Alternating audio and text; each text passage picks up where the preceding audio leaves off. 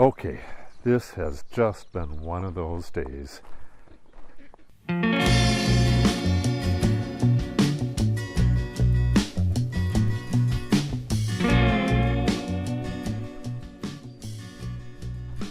So, I started work at 7 something this morning. I had to get in the vineyard and get the spray done before the wind picked up. I was moving fast. I didn't film any of it, but I did film afterwards, or I started to, and then the neighbors went out for a walk and cut me off right in the middle, so that ended that. Then I started filming right here. You could see the sprays that I've done. What I did here was spray both glyphosate and 2,4-D in different areas, of course, getting this ready to plant tomorrow. And I got about half of that described, and the neighbors started coming up the road again. So I stopped filming again and just continued spraying until I ran out. Then I just kept going and I sprayed the entire rest of the day. When I was done with that, I went back down to the vineyard and I was going to redo the part down there. I described what I was doing and everything earlier, and Izzy rolled in poop. I mean, just ground her entire body into a big pile of poop. So I was halfway through the describing again, and I had to bring the dog back up here to get a bath. I got a little bit of video of both of those as well. Okay, starting again. That's our neighbor right there. I got like halfway through explaining the spray, and she came out to walk. And that is the story of my entire day. 3 times now I've been interrupted by the same neighbors, which is no big deal, but I just couldn't get a cohesive video filmed. So now I'm going to try to do that. So what do I got here? I got about a 3-inch one there. What I've done is I switched my schedule. It's the first spray is supposed to be between 2 to 4 inches. I switched it to 1 to 3. Both of the chemicals, mancozeb and mycobutanol, both say 1 to 3 inches, so I might as well go with them. And mycobutanol is systemic. So, Izzy, get out of there! Izzy! Izzy! Get over here!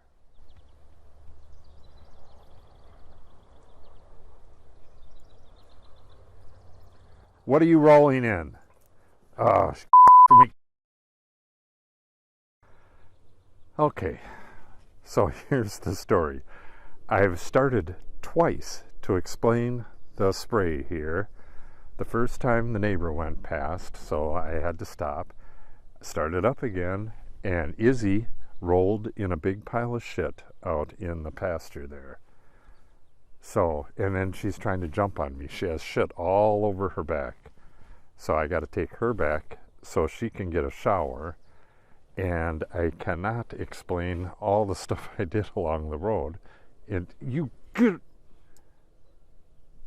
yeah, get that poop off of you until the neighbor comes back past, because I'm standing here holding the camera and talking to myself. What a day. So I think I'll be, well, I can finish this. She'll be all right. All right. Both of the all right, that's it. I have to go take her home. She's going to run over to that shit again and roll in it. I am pretty pissed at you. No, that does not smell good. I'll tell you about this stuff in just a minute. Get up here. No, you're not a good dog. Look at her back. That's all poop.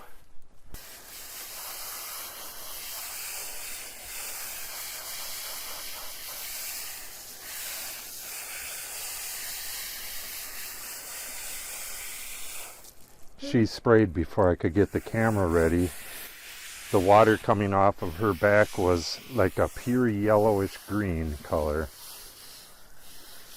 Just pure poop. Hey, stop. You're yucky. You're yucky. Yeah, she's worried that you're getting rid of her nice perfume that she just put on. Oh, it so happens that I am. Why they roll in poop like that, I have no idea, but she just loves to do it. You stained your white.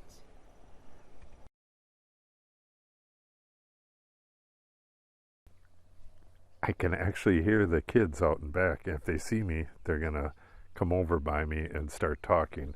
So I'm going to have to try to be a little quiet here. They're great kids, but they can't be on the video. So what I described with this was, well, the two different sprays. I use glyphosate to kill where there's grass growing and I don't want grass. And I use 2,4-D to spray the grassier areas to kill the broadleaf stuff. The whole object of this garden, this is an older garden, so I can't really do this one the way I'm doing the last one. The way I'm doing that is to plant all warm season grasses and then in the spring burn the place, which gets it completely clear, and then as the green comes up, before the grasses come up, spray it with glyphosate. And you don't have to do that too many years before you have no more weed seeds in there, or very few. The entire object is, after the burn and the spray, to rake in annual wildflowers. Then, when the perennial stuff like this starts coming up, as well as the perennial grasses, all of it will come up together and just form a mass of flowers and stuff, which is how this used to be. The first year of this garden, I planted a mix of perennial and annual wildflowers. Then, every year since then, I planted just annual wildflowers. And it did well for, 4 or 5 years, but every year it got more weeds. Until the very last year, which was the first year of my YouTube channel. You can go back and see the garden then. It was just a ton of weeds, and I kept pulling them, and it just got to be a nightmare. So I don't want to do that again. I want it to be as thick as that over there, but I want it to die back completely in the winter, burn it, and then if I would have planted annual wildflowers in there, they would be growing up in between the grasses, and that's the look I'm going for.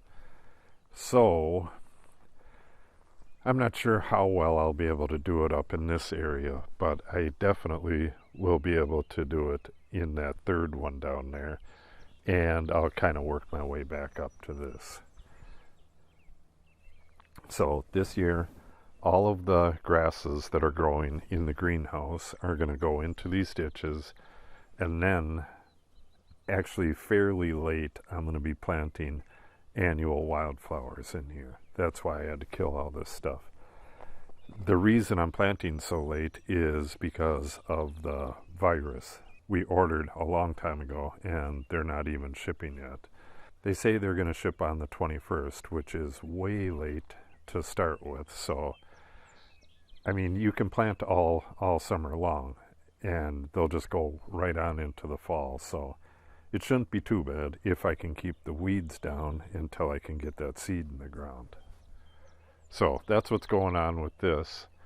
And then in the vineyard, it was just the first spray of mancozeb and mycobutanol. And mycobutanol is Immunox, or Immunox has mycobutanol in it. And the vines are at 1 to 3 inches.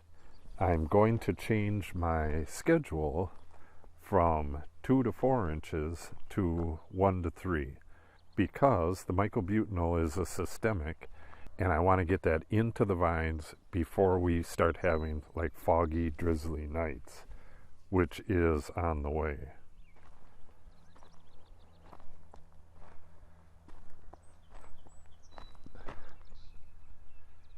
Yeah, it's just a beautiful night. I was sweating my butt off all day. Yeah, it's quite the beautiful night. I was really sweating it up today. Nice sunny day. So I'll show you the grass up here. I actually sprayed all the way down and then down the rock road. I was going to take Izzy with me on this walk, but again, she was naughty. She was running towards the neighbor's house because she heard the kids. And then she heard the ducks, and she was going to go herd the ducks. Not sure if you can see it, but they're kind of hiding out in the grass right there. Nice night, so they don't think they have to go into their house, I think.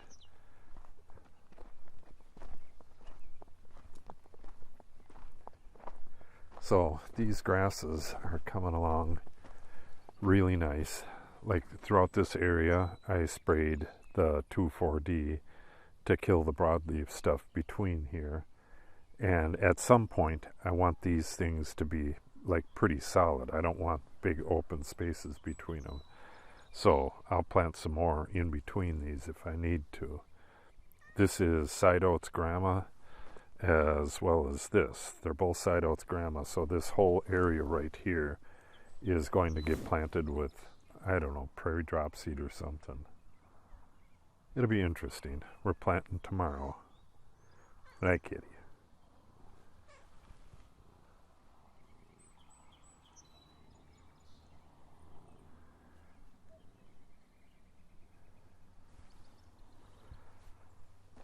So, 13 hours of work and no video to show for it. But that's how it goes some days. So you can see this stuff is already withering back, this broadleaf stuff. This is bottlebrush grass and I think Canadian wild rye. I'll be able to tell once it starts flowering, but I believe that's what it is. Way bigger than it was last year. And then this is all the little blue stem. It's kind of cool looking with the green coming out of the burn spots. Natalie and I burned this a while back, and this is what it looks like. So in the future, once we burn this down, we'll spray glyphosate to kill pretty much everything. And then at this stage, we'll go through with 2,4-D, knock anything else down, and then scratch in the annual wildflower seeds. It'll make for a beautiful, fairly maintenance-free garden. A massive garden. Hey, quit eating my grass.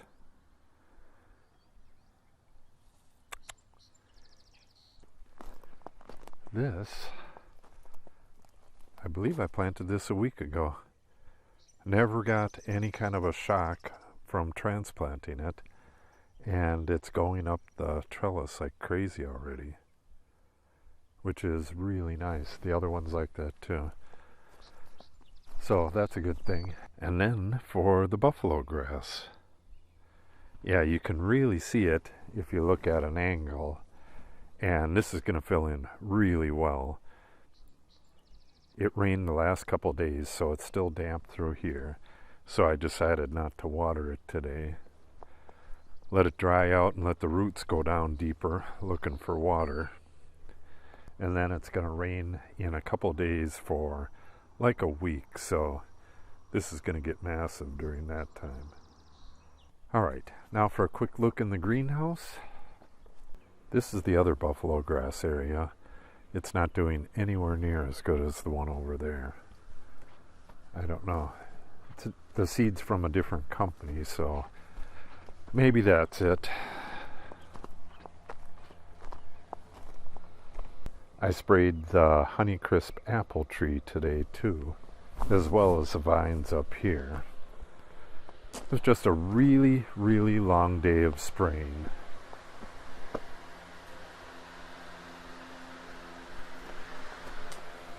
Buffalo grass doing very well. This will be the last stuff to go in. Let me unplug this.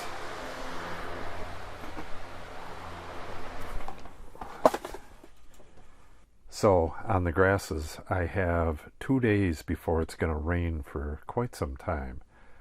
I would like to get all of this blue stem in, this blue stem, and this blue stem right here. This is all prairie drop seed, and this is garden stuff, vegetable garden stuff. Once I get the blue stem in, I got to get the purple lovegrass in, and there's a lot of them. But last year I got like 500 done in a day, so we'll see if I can get this done tomorrow. If the prairie drop seed is left over, that's just fine, because that's going in about 3 weeks. So that's the end of a long and frustrating day. It was a beautiful day and I didn't mind working at all, but the entire time trying to film was just a nightmare, with people wandering around, and it was just crazy. It's not always like that though. So if you want to see the progress here, make sure you subscribe and click on the update icon. If you have any questions or comments, put them in the comment section below. And if you give the video a thumbs up and or share it, it helps the channel out greatly. Thanks for watching and have a great day.